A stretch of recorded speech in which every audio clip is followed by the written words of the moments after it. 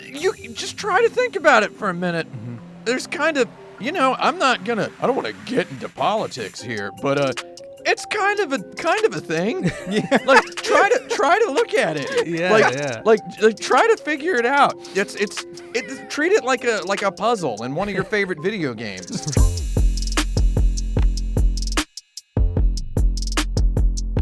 All right, so right off the top, we're going to spoil things. So fair warning, spoiler warning, everyone. If you don't want anything spoiled, click the X now. Actually, save it to watch later first, then click the X. No, mute it and change the tab. Or just give me that view. Let me get that. Yeah. Let that timer roll, baby. I like seeing the big engagement number. Yeah, exactly. Right? Hell yeah. So we're talking about, of course, Call of Duty Modern Warfare, and I'm joined today by the one and only Tim Rogers. Yeah, that's me. And Joshua Rivera. Yo, that's me. So, and you're reviewing the game for us, correct? Yes, All right, cool. When is that up, by the way? Maybe today? Maybe today. When is today? I don't know when So today is. this will hopefully be going up Thursday, so that's when today is. So Okay, maybe it went up today or yesterday. Who knows? Yeah. Is this the longest amount of time between the release of a game and a review going up? Nah. We've had longer ones, especially like Because longer it's like service games. literally like 12 years, man. That's my joke. I get it. I see what you mean. You're talking about Call of Duty so Modern Warfare. that actually brings me to my great Not Call first of Duty point. Yeah. 4 Modern Warfare. Call of Duty 4 Modern Warfare came out all the way back in 2007. If you can sort of remember that period. November 7th, 2007. 12 years ago, which was I feel like it was a whole different world altogether. This was before the iPhone. This was before most social media stuff. So it was a whole Some people different had world. iPhones, but let's face it, they were narcs. Yeah, anybody who had an iPhone at that point. But Call of Duty 4 Modern Warfare dropped, and it really it changed a lot of things for in a lot of different ways. Like it borrowed a lot of things from, like, obviously some pretty monumental games like Half-Life 2 and stuff, where it was really forcing you to watch really big narrative set pieces. They had like that really powerful, that nuke moment that we all can't forget. The whole purpose of the mission is to die. While While crawling around and thinking you might get out, and you don't. You don't. Yeah, they kill the hero. And Right you're at the like, very whoa. goddamn beginning, you're in the goddamn. It's a first-person perspective, and you're in the front of a truck. Yeah. That is driving down the road, and the credits are rolling, and you can look and see people cheering on the side of the road, and you feel like you're some sort of hero, and then you're not. You're the deposed ruler who then gets executed. Yeah, point blank. At the end. With a big Desert Eagle. It did. Back in 2007, when I independently published a review of that game, which is what we call a blog post. I did a blog post about that game, and I described it as post-Kojima. Oh. It was a post-Kojima game. Yeah. It did a whole lot of playful things with narrative design that had clearly learned a lot of stuff from, the more playful narrative designers out there. It was a moment. Yeah, no, and it came was. out a month and a half or so after BIOSHOck. Right. And BIOSHOck to this day gets all the credit that Call of Duty 4 Modern Warfare deserves, because it was the true, playful, excellent. That's the right amount of fourth wall that I like being touched in the game. 12 years later, here we are with Call of Duty Modern Warfare, sort of like a soft reboot of that series, right? Because we had Modern Warfare 2, which also had a really controversial mission with the no Russian thing, and you're literally shooting civilians. It was very jarring, and it was like, that's kind of like what I've come to expect, at least from the Warfare series as a whole, because there have been other variations of it, right? Like, I personally really enjoyed Advanced Warfare, one of my favorite Call of Duties.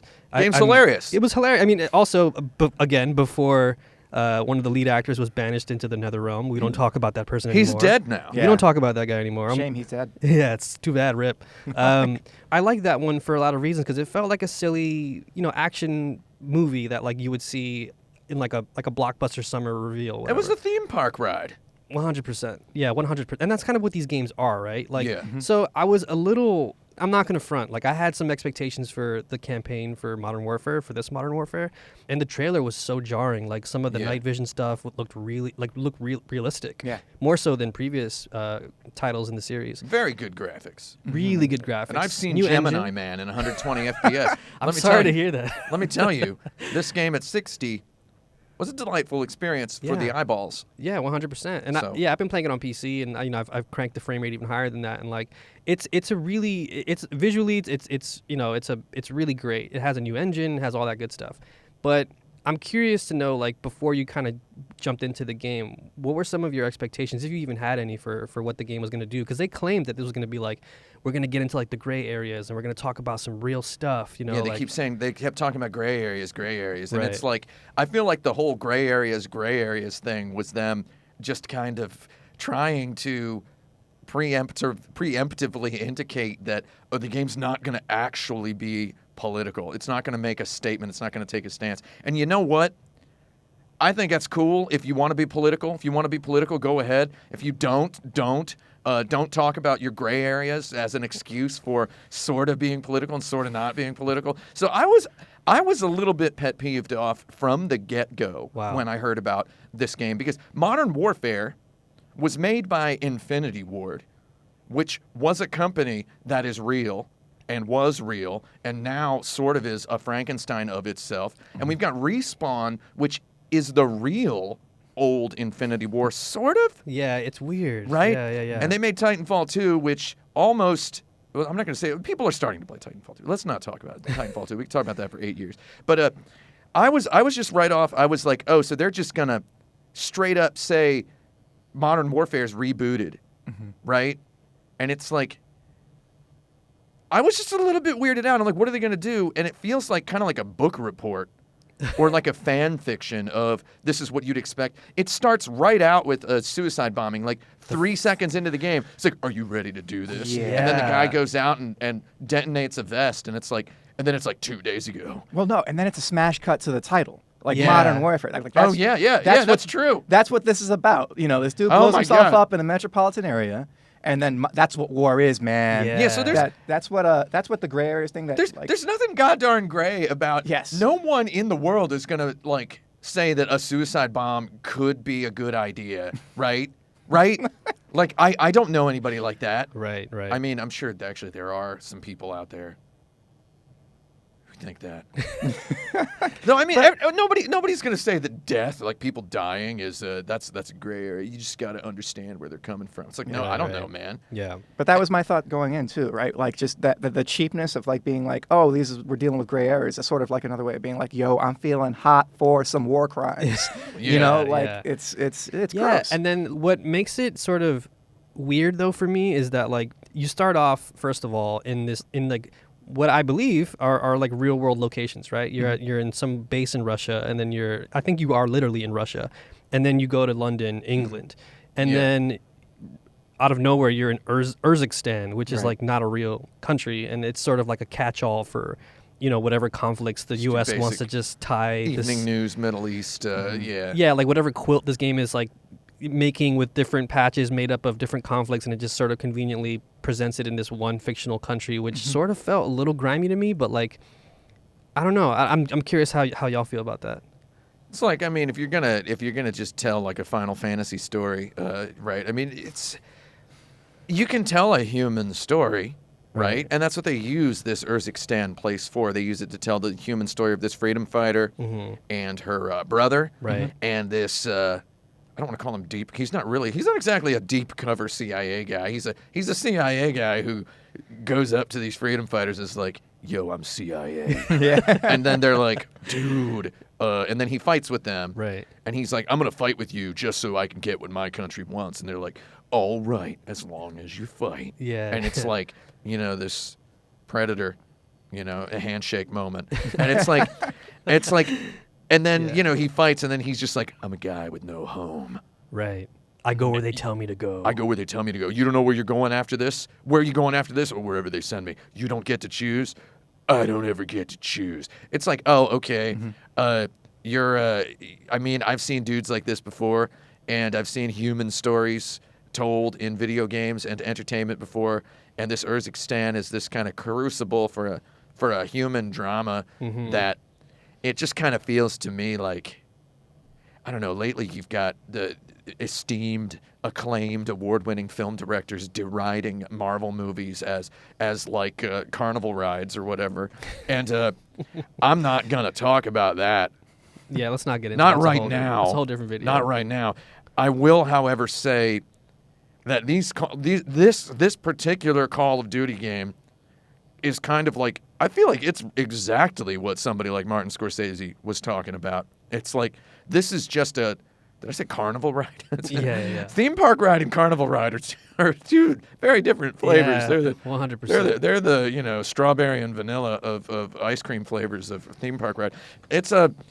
I just feel like it's some 2005 Batman Begins kind of screenwriting going on behind my video game, and then it's just this linear video game, and I miss the perfect pacing of Modern Warfare 1 with those arcade-like arenas, those big battle arenas where you're fighting in and you can improvise and you feel there's just a whole lot of gameplay options. There's this big decision tree, this possibility space.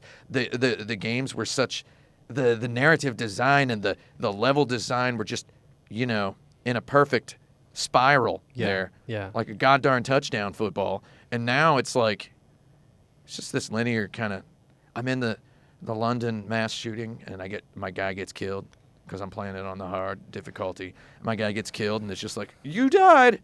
And then it's like, here's a quote. And then here's a quote from Gandhi, and now you're 3 seconds before your guy died. It's like you're really minimizing the goddamn impact of getting shot in the head. And it's like I'm not asking for full Red Dead Redemption 2, Glacier Man style gameplay. Right. I'm just like, they're talking about it being this new direction for the series and whatnot. It's like, oh, it's a little bit slower. It's not quite. Yeah. It's not quite Gran Turismo. It's not quite Ridge Racer. Right. It's like, I don't know. Yeah.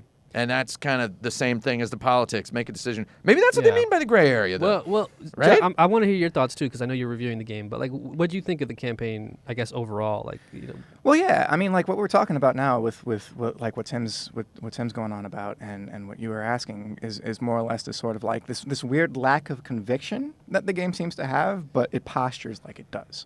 Right. So when we compare it to the first game, right, like the first game didn't have perfect politics, but it did have a concern about player emotion. Like you're supposed to feel things, right? And this one, a lot of things happen just because it's badass, right? It looks good on a postcard. Yeah. Basically. It's like, look at this. and it's sort of like not, it's confronting you with the issues, man, but also not really, right? Like there's this one part late in the game, there's no message until there is, right? The one thing that the game says without reservation is that the smart guys with guns should be able to do what they want and answer problems the way they see fit, without the fat cats or the pencil necks getting in the way. Yeah, exactly. Yeah. And so when you see what that looks like, and there's this part where in order to get information out of a witness, you bring his family in to torture them. Yeah.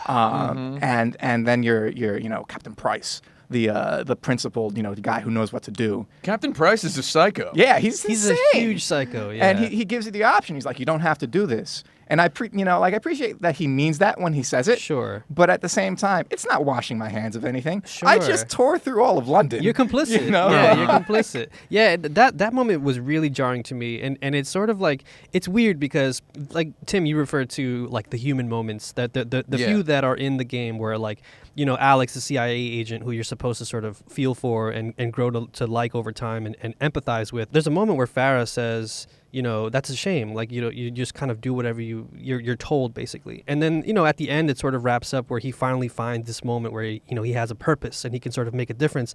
That comes with the added caveat of hey, you kind of have to die now, though. That's the thing. That's the sort of his last sacrifice. So he understands how the suicide bomber felt then. Yeah. Dying for what he believes in. Right. Mm-hmm. Yeah. And there's now that's a gray area.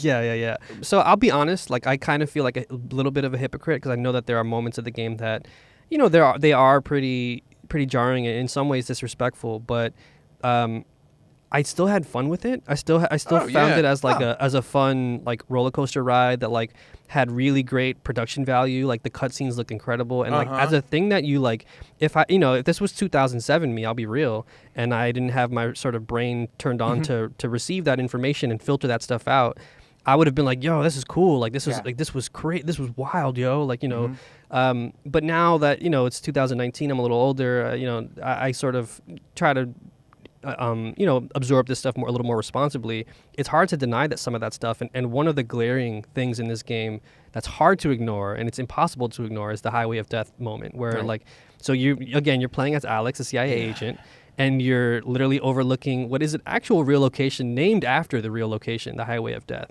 There's a really good Vice Games article about this, actually, that I would highly recommend checking out. That basically it says Call of Duty's exploitation of the past. Basically, it goes into this more in depth. But I mean, as you know, as most folks know, that is a real location. So it was a U.S.-led coalition that bombed that highway and killed a lot of civilians as well as some soldiers. But the game sort of reframes it and blames Russia in this fictional version of this alternate reality. Yeah. And it's bizarre. It's one of the more glaring moments of the game where you go, hey, wait a second, that didn't happen. And there are folks out there, again, 2007 me, who don't know this stuff, who go, yeah, man. And so much so that Russia themselves, according to the BBC, has taken issue with this, calling it propaganda. Somebody's going to watch this video, and they're going to comment to you, why do you care? Right. And it's like, you, commenter, you're a psycho and probably an idiot. Like, you just try to think about it for a minute. There's kind of, I don't want to get into politics here, but it's kind of a thing. Like, try to look at it. Like, try to figure it out. Treat it like a puzzle in one of your favorite video games, an Uncharted puzzle. You can figure it out, man. There's kind of something. There's something, just a little. It's not even politics. It's like. Yeah, it's like literal history. Like this happened. You know what I mean? Yeah. It's weird and it's, I don't know, it's again going back to the gray area thing. This isn't even a gray area in my opinion. It's not a gray area. It's just straight up, revisionist history. And granted, this is a fictional thing. It's not real. And the developers went out of their way to say, this is not political. This is not based in reality. But then there's literally a level named after an actual location of a thing that actually happened. So it's hard to walk away from that and be like, I don't know, give them the benefit of the doubt. I don't think it's a political game. Really? But the thing is that people read into that in different ways, right? Yeah, that's a tough, what do you mean by political? That doesn't mean anything, right? The question, is this a political game, doesn't actually mean anything because it's what does the word political mean to you? Do we touch topics that bear a resemblance to the geopolitics of the world we live in today? Hell yeah, because this is that is the subject matter of modern warfare. Are we telling a story that has anything to do with the specific governments of any countries that we are portraying? No.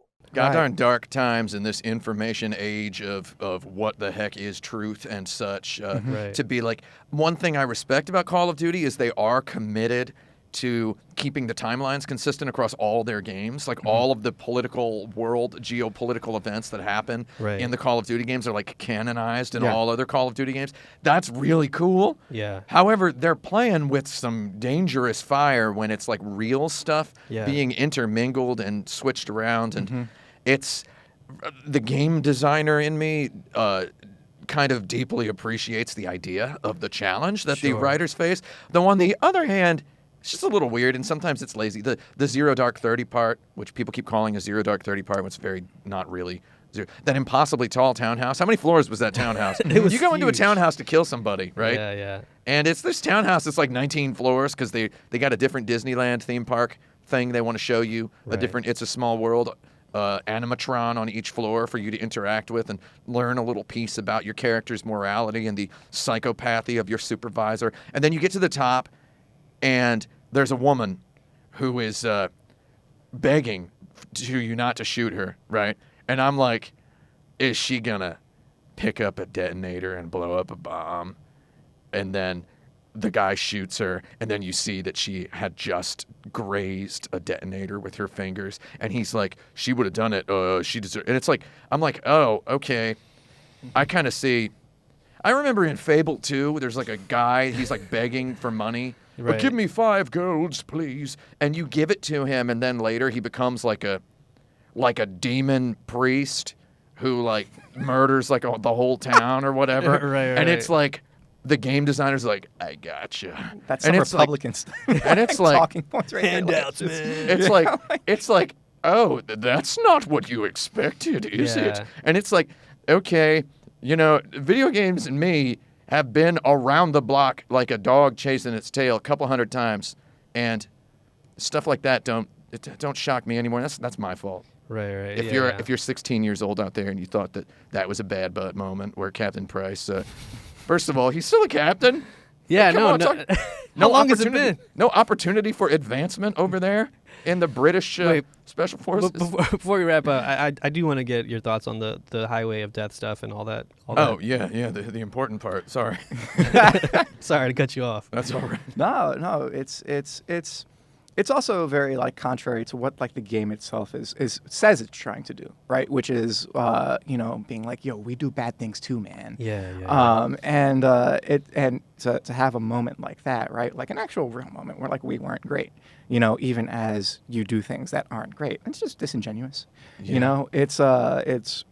And again, the game is fun, like we were talking about that whole like there's this part that's just like the Republican version of Benghazi, right? The John Krasinski 13 hours thing. Right. That's a cool ass set piece where it's like it's dark, you can't see anything.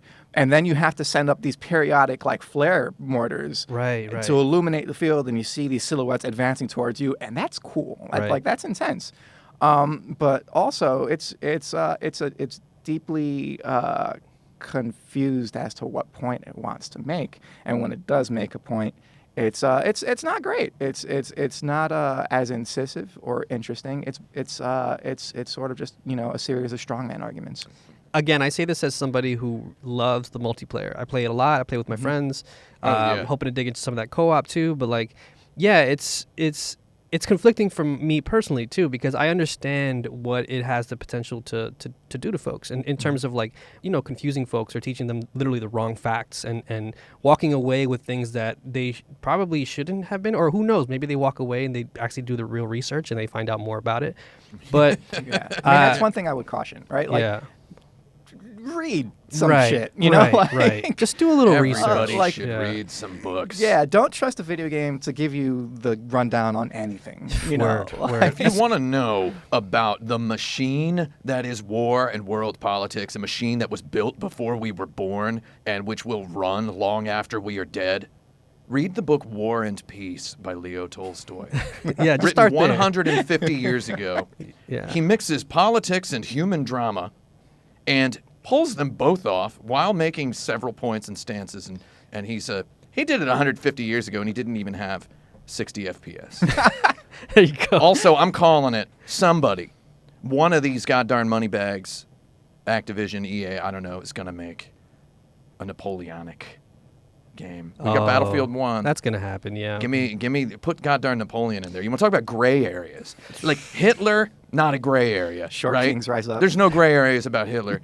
Napoleon, there's a gray area there. Well, try it out. I also want to shout out, there's a video from a YouTube channel that I actually really enjoy called Pop Culture Detective. And he has a video about military recruitment in Hollywood. And he goes into like literally how a lot of that stuff is created on the back end and how some of that stuff is funded and promoted and whatever. So I would say if you want a little bit of extra homework, check that out too. But like we said a second ago, it doesn't take a lot to put on a critical hat and look at these things a little further. You can also still enjoy these things. Again, I feel like I always have to preface this in some of these videos I make. I love these goddamn games. Because I love these games, and I know that I'm going to get a lot of hate for this stuff, and that's fine. Whatever. However you feel, that's on you. But like, I still like these games, and I still think that they do something interesting that's hard to ignore.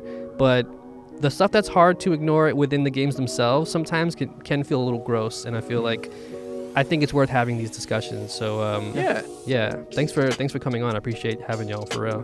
Thanks so much. Yeah. War. What is it good for? Right? You ask me, man. Nothing.